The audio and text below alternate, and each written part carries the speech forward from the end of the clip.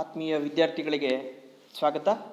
ಈ ಹಿಂದಿನ ಸೆಷನ್ನಲ್ಲಿ ನಾವು ಪ್ರಾಚೀನ ಭಾರತದಲ್ಲಿ ಮಹಿಳೆಯರ ಸ್ಥಾನಮಾನ, ಮಧ್ಯಕಾಲೀನ ಭಾರತದಲ್ಲಿ ಮಹಿಳೆಯರ ಸ್ಥಾನಮಾನ, ಆಧುನಿಕ ಭಾರತದಲ್ಲಿ ಮಹಿಳೆಯರ ಸ್ಥಾನಮಾನವನ್ನು ಅಭ್ಯಾಸ ಮಾಡಿದ್ವಿ. ಈಗ ಅದೇ ರೀತಿ ಮತ್ತೊಂದು ಪ್ರಮುಖವಾದಂಥ ಅಂಶ ಈ ಸೆಷನ್ನಲ್ಲಿ, ಅಂದರೆ ಈ 53ನೇ ಸೆಷನ್ನಲ್ಲಿ ಸಮಕಾಲೀನ ಭಾರತದಲ್ಲಿ ಸ್ತ್ರೀಯರ ಸಮಸ್ಯೆಗಳು, ವುಮೆನ್ ಇನ್ ಕಾಂಟೆಂಪರರಿ ಇಂಡಿಯಾ, ಇದ್ರ ಬಗ್ಗೆ ನಾವು ತಿಳ್ಕೊಳ್ಬೇಕಾಗುತ್ತೆ. ಸೊ ಶತಮಾನಗಳುದ್ದಕ್ಕೂ ಭಾರತೀಯ ಸ್ತ್ರೀಯರು ಎದುರಿಸುತ್ತಾ ಬಂದ ಕೆಲವು ಸಮಸ್ಯೆಗಳಿಗೆ ಶಾಶ್ವತ ಪರಿಹಾರ ಹುಡುಕುವ ದೃಷ್ಟಿ ಇತ್ತೀಚೆಗಷ್ಟೇ ಮೂಡಿರುವಂಥದ್ದು. ಸ್ತ್ರೀಯರ ಬಗೆಗಿನ ಬದಲಾಗುತ್ತಿರುವ ದೃಷ್ಟಿಯಿಂದಾಗಿ ಹಾಗೂ ಆ ಸಂಬಂಧವಾಗಿ ಸ್ವತಂತ್ರ ಭಾರತದಲ್ಲಿ ನಡೆದ ಪ್ರಯತ್ನಗಳಿಂದಾಗಿ ಅವರ ಹಿಂದಿನ ಅದೆಷ್ಟೋ ಸಮಸ್ಯೆಗಳು ಈಗ ಕಣ್ಮರೆಯಾಗಿವೆ. ಅಮಾನುಷವಾದಂಥ ಸತಿ ಪದ್ಧತಿ, ಬಾಲ್ಯ ವಿವಾಹ, ವಿಧವಾ ಪುನರ್ವಿವಾಹ ನಿಷೇಧ, ವಿಧವೆಯರ ಶೋಷಣೆ, ದೇವದಾಸಿ ಪದ್ಧತಿ ಮುಂತಾದ ಸಮಸ್ಯೆಗಳು ಈಗ ಬಹುತೇಕ ಕಣ್ಮರೆಯಾದಂತಾಗಿವೆ. ಸೊ ಆರ್ಥಿಕ ವೈಜ್ಞಾನಿಕ ಬೆಳವಣಿಗೆ, ಶಿಕ್ಷಣದ ವ್ಯಾಪಕತೆ, ರಾಜಕೀಯ ಸಾಮಾಜಿಕ ಆಂದೋಲನಗಳು, ನಗರೀಕರಣ, ಮತಾತೀಕರಣ, ಪಾಶ್ಚಾತ್ಯೀಕರಣ, ಆಧುನೀಕರಣ ಮುಂತಾದ ಬೆಳವಣಿಗೆಯಿಂದಾಗಿ ಸ್ತ್ರೀಯರ ಬಗ್ಗೆ ಒಂದು ಬಗೆಯ ಉದಾರ ನೀತಿ ತಾಳುವಂಥದ್ದು ಸಾಧ್ಯವಾಯಿತು. ಇದರಿಂದ ಸ್ತ್ರೀಯರು ತಮಗೂ ವ್ಯಕ್ತಿತ್ವವಿದೆ, ತಮಗೂ ಒಂದು ಪ್ರತಿಭೆ ಇದೆ, ಸಾಮರ್ಥ್ಯವಿದೆ ಎಂಬುದನ್ನು ಸಾಬೀತುಪಡಿಸಿ ತೋರಿಸಲು ಸಾಧ್ಯ ಆಯಿತು. ಇದುವರೆಗೆ ನಾವು ಅವರನ್ನು ಕಡೆಗಣಿಸಲಾಗಿದ್ದಂಥ ಸಮಾಜದ ಅರ್ಧದಷ್ಟು ಜನರಿಗೆ ಅವರ ಅರ್ಹತೆ ಮತ್ತು ಸಾಮರ್ಥ್ಯಕ್ಕೆ ತಕ್ಕದಾದ ಸ್ಥಾನವನ್ನು ನೀಡುವ ಕೆಲಸ ಇತ್ತೀಚೆಗಷ್ಟೇ ಭರದಿಂದ ಸಾಗಿದೆ. ಸೊ ಆಧುನಿಕ ಯುಗದಲ್ಲಿ ಸ್ತ್ರೀಯರಿಗೆ ಉತ್ತಮ ಸ್ಥಾನಮಾನಗಳನ್ನು ನೀಡಲಾಗಿದೆ ಎಂದ ಮಾತ್ರಕ್ಕೆ ಅವರು ಸಮಸ್ಯೆಗಳಿಂದ ಮುಕ್ತರು ಎನ್ನುವಂತಿಲ್ಲ. ಇಂದಿನ ಬದಲಾದ ಪರಿಸ್ಥಿತಿಯಲ್ಲಿ ಅವರ ಅಂತಸ್ತಿನ ಸುಧಾರಣೆಯಾಗುತ್ತಿದ್ದಂತೆ ಅವರು ಹೊಸ ಹೊಸ ಸಮಸ್ಯೆಗಳನ್ನು ಎದುರಿಸಬೇಕಾಗಿ ಬಂದಿದೆ. ಆಧುನಿಕ ಸ್ವಾತಂತ್ರ್ಯ ಭಾರತದ ಸ್ತ್ರೀಯರು ಎದುರಿಸುತ್ತಿರುವಂಥ ಕೆಲವು ಪ್ರಮುಖ ಸಮಸ್ಯೆಗಳು ಯಾವಪ್ಪ ಅಂತ ಅಂದರೆ, ಮೊದಲನೇದಾಗಿ ಜೆಂಡರ್ ಡಿಸ್ಕ್ರಿಮಿನೇಷನ್. ಸೊ ಕನ್ನಡದಲ್ಲಿ ಇದನ್ನು ಲಿಂಗ ತಾರತಮ್ಯ ಅಂತೇಳಿ ಕರಿತೀವಿ. ಸ್ತ್ರೀಯರು ಮತ್ತು ಪುರುಷರುಗಳ ನಡುವಿನ ಜೈವಿಕ ವ್ಯತ್ಯಾಸಗಳಿಗೆ ಸಾಮಾಜಿಕ ಪ್ರಾಮುಖ್ಯ ನೀಡುವ ಕ್ರಮ ಎಲ್ಲ ಸಮಾಜಗಳಲ್ಲೂ ಇದ್ದಂಥದ್ದೇ. ಕೆಲವು ಸಮಾಜಗಳಲ್ಲಿ ಈ ವ್ಯತ್ಯಾಸಗಳನ್ನು ತೀರಾ ಉತ್ಪ್ರೇಕ್ಷಿಸಲಾಗಿದ್ದರೆ ಮತ್ತೆ ಕೆಲವು ಸಮಾಜಗಳಲ್ಲಿ ಇವುಗಳನ್ನು ತೀರಾ ಅಲಕ್ಷಿಸಲಾಗಿರುವುದು ಸಹ ಇದೆ.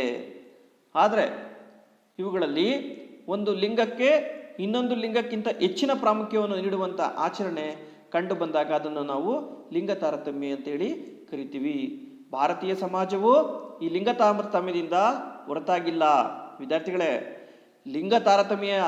ಲಿಂಗ ತಾರತಮ್ಯದ ಆಚರಣೆಯ ವಿವಿಧ ಮುಖಗಳು ಮೇಲ್ನೋಟಕ್ಕೆ ಲಿಂಗ ತಾರತಮ್ಯತೆ ಎಂಬುದು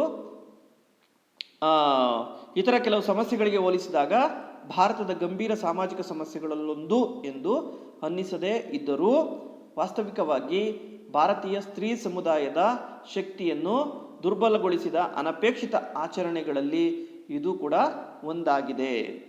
ಸೊ ಈ various facets of gender discrimination, ಲಿಂಗ ತಾರತಮ್ಯದ ಪ್ರಮುಖ ಕ್ಷೇತ್ರಗಳು ಯಾವ್ಯಾವು ಅಂತೇಳಿ, ಅದರಲ್ಲಿ ಮೊದಲನೇದಾಗಿ ನೋಡೋದಾದರೆ ಸೋಷಲೈಸೇಷನ್, ಜೆಂಡರ್ ಡಿಸ್ಕ್ರಿಮಿನೇಷನ್, ಲಿಂಗ ಭೇದದಿಂದ ಕೂಡಿದ ಸಾಮಾಜೀಕರಣ, differences in power and work distribution among family, ಕುಟುಂಬದಲ್ಲಿ ಅಧಿಕಾರ ಹಾಗೂ ಕೆಲಸ ಕಾರ್ಯಗಳ ಹಂಚಿಕೆಯಲ್ಲಿ ತಾರತಮ್ಯ, ಹೆಣ್ಣು ಮಕ್ಕಳಿಗೆ ಒಂದು ರೀತಿಯ ಕೆಲಸ ಕೊಡುವಂಥದ್ದು, ಗಂಡು ಮಕ್ಕಳಿಗೆ ಒಂದು ರೀತಿ ಕೆಲಸ ಕೊಡುವಂಥದ್ದು, ತುಂಬ ಜವಾಬ್ದಾರಿಯುತವಾದಂಥದ್ದು ಅಥವಾ ಉತ್ತಮವಾದಂಥ ಕೆಲಸಗಳನ್ನ ಪುರುಷರಿಗೆ ಕೊಡ್ತಾರೆ, ಅಥವಾ ಸ್ವಲ್ಪ ಮಟ್ಟಿಗಿನ ಕಡಿಮೆ ಪ್ರಮಾಣದ ಅಧಿಕಾರಗಳಿರುವಂಥದ್ದನ್ನು ಮಹಿಳೆಯರಿಗೆ ಕೊಡ್ತಾರೆ. ಇನ್ನು ಅತಿ ಹೆಚ್ಚು ನೆಗ್ಲಿಜೆನ್ಸಿ ಆಫ್ ವುಮೆನ್ ಹೆಲ್ತ್, ಸ್ತ್ರೀಯರ ಆರೋಗ್ಯದ ಅಲಕ್ಷ್ಯ, ಇದು ಕೂಡ ಕುಟುಂಬದಲ್ಲಿ ಕಾಮನ್ ಆಗಿ ನಡೆಯುತ್ತೆ. ಏನಾದರೂ ಕಾಯಿಲೆ ಬಂದಾಗ ಇವರ ಯೋಗಕ್ಷೇಮವನ್ನು ಅಷ್ಟಾಗಿ ವಿಚಾರಿಸ್ಕೊಳ್ಳೋದಿಲ್ಲ. ಆದರೆ ಕುಟುಂಬದ ಯಜಮಾನತ್ವ ಪುರುಷ ಅಂತ ಏನು ಕರಿತೀವಿ, ಅಂಥವ್ರಿಗೆ ಏನಾದರೂ ಕಾಯಿಲೆ ಬಂದರೆ ಬಹಳ ಬೇಗ ಇಲ್ಲಿ ಜಾಗೃತಿಯನ್ನು ವಹಿಸಲಾಗುತ್ತೆ. ಸೊ ಇನ್ನೊಂದು ಅತಿ ಮುಖ್ಯವಾಗಿ decrease in sex ratio female, ಸ್ತ್ರೀಯರ ಸಂಖ್ಯಾ ಪ್ರಮಾಣದ ಕುಸಿತ. ಇದು ಒಂದು ರೀತಿಯಲ್ಲಿ ಪುರುಷರ ಒಂದು ಸಂಖ್ಯೆಗೆ ಹೋಲಿಸಿದ್ರೆ ಸ್ತ್ರೀಯರ ಸಂಖ್ಯಾ ಪ್ರಮಾಣ ಅನ್ನೋದು ಇವತ್ತು ಕಡಿಮೆ ಆಗ್ತಾ ಇದೆ. ಲಿಂಗಾನುಪಾತ ಪ್ರಮಾಣ ಅನ್ನೋದು ಪುರುಷನಿಗೆ ಹೋಲಿಸ್ಕೊಂಡ್ರೆ ಮಹಿಳೆಯರದು ತುಂಬ ಕಡಿಮೆ ಇದೆ. Discrimination in occupation life and public life, ಉದ್ಯೋಗ ಕ್ಷೇತ್ರಗಳಲ್ಲಿ ಮತ್ತು ಸಾರ್ವಜನಿಕ ಜೀವನದಲ್ಲಿ ಉದ್ಯೋಗ ಕ್ಷೇತ್ರ ಹಾಗೂ ಸಾರ್ವಜನಿಕ ಜೀವನದಲ್ಲಿಯೂ ಕೂಡ ಇವತ್ತು ಮಹಿಳೆಯರ ಮೇಲೆ ತಾರತಮ್ಯತೆ ಅನ್ನೋದು ಉಂಟಾಗ್ತಾ ಇದೆ. ಅದೇ ರೀತಿ ಆಧುನಿಕ ಸಮಕಾಲೀನ ಭಾರತದಲ್ಲಿ ಮಹಿಳೆಯರು ಎದುರಿಸ್ತಿರುವಂಥ ಪ್ರಮುಖ ಸಮಸ್ಯೆಗಳಲ್ಲಿ ಅತಿ ಮುಖ್ಯವಾದಂಥದ್ದು ಇನ್ನೊಂದಿದೆ. ಅದು ಇನ್ಕ್ರೀಸಿಂಗ್ ವೈಲೇಷನ್ ಅಗೈನೆಸ್ಟ್ ವುಮೆನ್, ಸ್ತ್ರೀಯರ ವಿರುದ್ಧದ ಹಿಂಸಾಚಾರಗಳ ಹೆಚ್ಚಳ. ನಮ್ಮ ಆಧುನಿಕ ಸಮಾಜದಲ್ಲಿ ಅಂದರೆ ಇತ್ತೀಚಿನ ವರ್ಷಗಳಲ್ಲಿ ಶೈಕ್ಷಣಿಕತೆ, ವೈಜ್ಞಾನಿಕತೆ ಮತ್ತು ನಾಗರಿಕತೆಯಲ್ಲಾಗಿರುವ ಪ್ರಗತಿಯು ಒಂದು ಕಡೆ ಆದರೆ, ಅದೇ ನಿಟ್ಟಿನಲ್ಲಿ ಮಹಿಳೆಯರ ಮೇಲೆ ನಡೀತಿರುವಂಥ ಅತ್ಯಾಚಾರ, ದೌರ್ಜನ್ಯಗಳು, ವರದಕ್ಷಿಣಾ ಕಾರಣಕ್ಕಾಗಿ ನವವಿವಾಹಿತ ವಧುವಿನ ದಹನ, ಹೆಂಡತಿಗೆ ಹೊಡೆಯುವುದು ಅಂದರೆ ವೈಫ್ ಬೀಟಿಂಗ್, ಹೆಣ್ಣು ಮಕ್ಕಳ ಅಪಹರಣ, ಬಲವಂತವಾಗಿ ಚುಂಬಿಸುವುದು, ಆಲಂಗಿಸುವುದು ಮುಂತಾದ ರೀತಿಯ ಪೀಡನೆಗೆ ಅಂದರೆ ಹರಾಸ್ಮೆಂಟ್ಗೆ ಪೀಡನೆಗೆ ಒಳಗಾಗ್ತಿರುವಂಥ ಪ್ರಮಾಣ ಜಾಸ್ತಿ ಆಗ್ತಾ ಇದೆ. ಅಲ್ಲದೆ ಆಸೆ ತೋರಿಸಿ, ಆಮಿಷ ತೋರಿಸಿ, ಮದುವೆಯಾಗುವ ಭರವಸೆ ನೀಡಿ ಮೋಸ ಮಾಡ್ತಿರುವಂಥ ಒಂದು ಪ್ರಮಾಣಗಳು ಇತ್ತೀಚೆಗೆ ಜಾಸ್ತಿ ಆಗ್ತಾ ಇದೆ. ಈ ಒಂದು ಹರಾಸ್ಮೆಂಟಿಂದ ಆಕೆ ಹೊರಗಡೆ ಬರಲಿಕ್ಕೆ ತುಂಬ ಪ್ರಯತ್ನ ಪಡ್ತಾ ಇದ್ದಾಳೆ. ಭಾರತದಲ್ಲಿ ಅನೇಕ ಕಾಯ್ದೆಗಳಿದೆ, ಸಂವಿಧಾನದಲ್ಲಿ ಒಂದಷ್ಟು ಅವಕಾಶಗಳನ್ನು ಮಾಡಿಕೊಟ್ಟಿದೆ. ಪುರುಷ ಮಹಿಳೆ ಎಂಬ ಯಾವುದೇ ತಾರತಮ್ಯ ಮಾಡಬಾರ್ದು, ಎಲ್ಲರೂ ಸಮಾನರು ಅಂತೇಳಿ ಕಾಯ್ದೆಗಳಿದೆ, ಕಾನೂನುಗಳಿದೆ. ಇಷ್ಟೆಲ್ಲ ಇದ್ರೂ ಕೂಡ ಆಧುನಿಕ ಸಮಾಜದಲ್ಲಿ ಈ ಮಹಿಳೆಯರ ಮೇಲೆ ನಡೀತಿರುವಂಥ ಈ ಶೋಷಣೆಗಳು, ದೌರ್ಜನ್ಯಗಳು ನಮ್ಮ ನಾಗರಿಕ ಸಮಾಜವನ್ನು ತಲೆ ತಗ್ಗಿಸುವಂತೆ ಮಾಡ್ತಾ ಇದೆ. ಅದೇ ರೀತಿ ಮತ್ತೊಂದು ಸಮಸ್ಯೆಯನ್ನು ಮಹಿಳೆಯಾದವಳು ಫೇಸ್ ಮಾಡ್ತಿದ್ದಾರೆ. ಅದರಲ್ಲಿ ಅತಿ ಮುಖ್ಯವಾದಂಥದ್ದು ಡಿವೋರ್ಸ್ ಆ್ಯಂಡ್ ಡಿಸರ್ಷನ್, ವಿವಾಹ ವಿಚ್ಛೇದ ಮತ್ತು ಪರಿತ್ಯಜನೆ. ಭಾರತದ ಸ್ತ್ರೀಯರು ಎದುರಿಸುತ್ತಾ ಬಂದಿರುವಂಥ ಸಮಸ್ಯೆಗಳಲ್ಲಿ ವಿವಾಹ, ಪರಿತ್ಯಜನ ಮತ್ತು ವಿಚ್ಛೇದನ ಹಾಗೂ ವರದಕ್ಷಿಣೆ ಇವು ಪ್ರಮುಖವಾದಂಥದ್ದು. ಅದರಲ್ಲಿ ನಾವು ಪರಿತ್ಯಜನೆ ಅಂದರೆ ಏನು ಅಂತೇಳಿ ತಿಳ್ಕೊಳ್ಳೋಣ. ಇಂಗ್ಲೀಷಲ್ಲಿ ಡಿಸರ್ಷನ್ ಅಂತ ಕರಿತೀವಿ. ಉದ್ದೇಶಪೂರ್ವಕವಾಗಿ ದಾಂಪತ್ಯ ಸಂಬಂಧವನ್ನು ತೊರೆಯುವುದನ್ನು ನಾವು ಪರಿತ್ಯಜನೆ ಅಂತೇಳಿ ಕರಿತೀವಿ. ಗಂಡ ಹೆಂಡಿರ ನಡುವಿನ ಅಪಹೊಂದಿಕೆ ಹಾಗೂ ಅಸಾಮರಸ್ಯದ ಕಾರಣಕ್ಕಾಗಿ ಅವರು ಒಮ್ಮೊಮ್ಮೆ ಬೇರ್ಪಡೆಗೊಳ್ಳಲೂಬಹುದು. ಈ ರೀತಿಯ ಬೇರ್ಪಡೆ ಒಬ್ಬರು ಇನ್ನೊಬ್ಬರನ್ನು ಸಂಪೂರ್ಣವಾಗಿ ತ್ಯಜಿಸಲು ಕಾರಣವಾಗುವುದಾದರೆ ಅದನ್ನು ನಾವು ಪರಿತ್ಯಜನೆ ಅಂತೇಳಿ ಕರಿಬೋದು. ಇನ್ನೂ ಸರಳವಾಗಿ ಹೇಳೋದಾದರೆ ಈ ಪರಿತ್ಯಜನೆ ಅನ್ನೋದು ಕಾನೂನಿನ ಮಾನ್ಯತೆ ಪಡೆದು ಶಾಶ್ವತ ರೂಪ ಪಡೆದಾಗ ಅದು ವಿಚ್ಛೇದನೆ ಎನಿಸ್ಕೊಳ್ತದೆ. ಇನ್ನು ವರದಕ್ಷಿಣೆ ಸಾವುಗಳು ನೋಡೋದಾದರೆ ಇತ್ತೀಚಿನ ದಿನಗಳಲ್ಲಿ ಅತಿ ಹೆಚ್ಚು ಈ ವರದಕ್ಷಿಣೆ ಸಾವು ಅನ್ನೋದು ಕಂಡು ಬರ್ತಾ ಇದೆ. ಪ್ರಾಬ್ಲಮ್ಸ್ ಆಫ್ ಡೌರಿ ಭಾರತೀಯ ವೈವಾಹಿಕ ವ್ಯವಸ್ಥೆಯೊಂದಿಗೆ ಸೇರಿಕೊಂಡಿರುವ ಒಂದು ಆಚರಣೆಯಾಗಿದೆ ಈ ವರದಕ್ಷಿಣೆ ಸಮಸ್ಯೆ ಅನ್ನೋದು.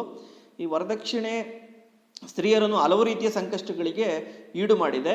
ವಿವಾಹದ ಸಮಯದಲ್ಲಿ ವಧುವಿನ ಕಡೆಯಿಂದ ವರನಿಗೆ ಕೊಡಲಾಗುವ ಹಣ, ವಸ್ತುಗಳು, ಜಮೀನು, ಒಡವೆಗಳು ಅಥವಾ ಇನ್ನಿತರ ಯಾವುದೇ ಬಗೆಯ ಸಂಪತ್ತು ಎಲ್ಲವನ್ನು ಕೂಡ ವರದಕ್ಷಿಣೆ ಅಂತೇಳಿ ಕರೆಯಲಾಗುತ್ತದೆ.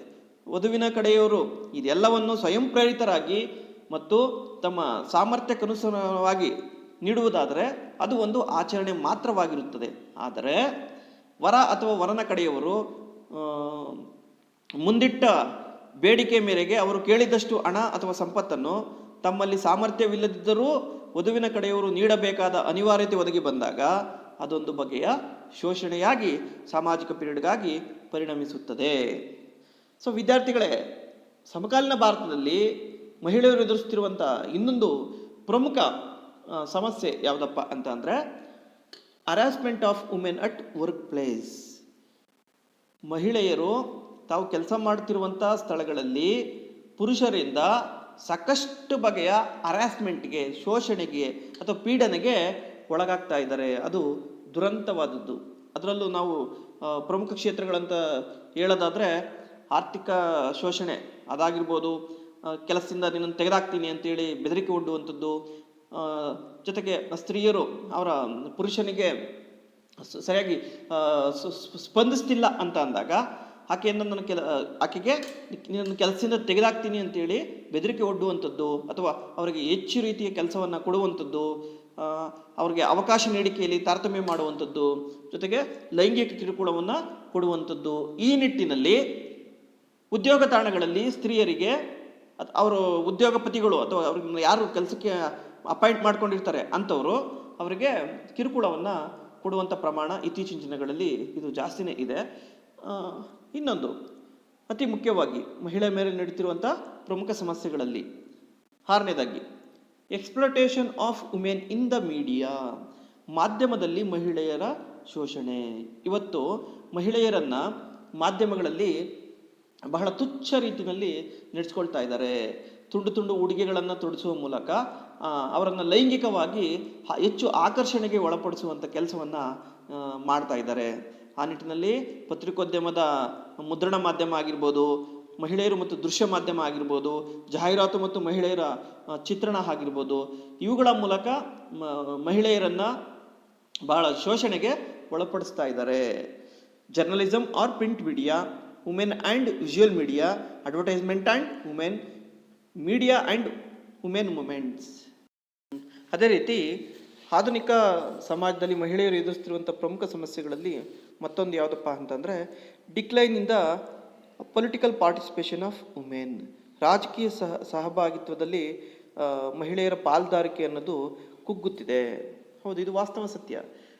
ನಮ್ಮ ಸಂಸತ್ನಲ್ಲಿ ನೋಡೋದಾದರೆ ಲೋಕಸಭೆಯಲ್ಲಿ ಒಟ್ಟು 543 ಚುನಾಯಿತ ಸ್ಥಾನಗಳಿವೆ. ಈ 543 ಚುನಾಯಿತ ಸ್ಥಾನಗಳಲ್ಲಿ ಮಹಿಳಾ ಪ್ರತಿನಿಧಿಗಳ ಸಂಖ್ಯೆ ಭಾಳ ಕಡಿಮೆ. ಅದೇ ರೀತಿ ನಮ್ಮ ಕರ್ನಾಟಕದಲ್ಲೂ ಕೂಡ ಇದನ್ನು ನಾವು ನೋಡ್ಬೋದು. 224 ಚುನಾಯಿತ ಸ್ಥಾನಗಳ ಪೈಕಿ ಮಹಿಳಾ ಚುನಾಯಿತ ಪ್ರತಿನಿಧಿಗಳ ಸಂಖ್ಯೆ ತುಂಬ ಕಡಿಮೆ ಇದೆ. ಸೊ ಈ ಎಲ್ಲ ಸಮಸ್ಯೆಗಳು ಕೂಡ ಆಧುನಿಕ ಅಥವಾ ಸಮಕಾಲೀನ ಭಾರತದಲ್ಲಿ ಮಹಿಳೆಯರು ಎದುರುತ್ತಿರುವಂಥ ಪ್ರಮುಖ ಸಮಸ್ಯೆಗಳು ಆಗಿವೆ. ವಿದ್ಯಾರ್ಥಿಗಳೇ ಇಲ್ಲಿಗೆ ಈ ಸೆಷನ್ ಮುಕ್ತಾಯ ಮಾಡ್ತಿದ್ದೇನೆ. ಮುಂದಿನ ತರಗತಿಗಳಲ್ಲಿ ಸಮಕಾಲೀನ ಭಾರತದಲ್ಲಿ ಸ್ತ್ರೀಯರು ಮಾಡಿರುವಂಥ ಪ್ರಮುಖ ಸಾಧನೆಗಳು ಯಾವ್ಯಾವು ಅನ್ನೋದನ್ನು ನೋಡೋಣ. ಎಲ್ಲರಿಗೂ ಧನ್ಯವಾದಗಳು. ನಮಸ್ತೆ.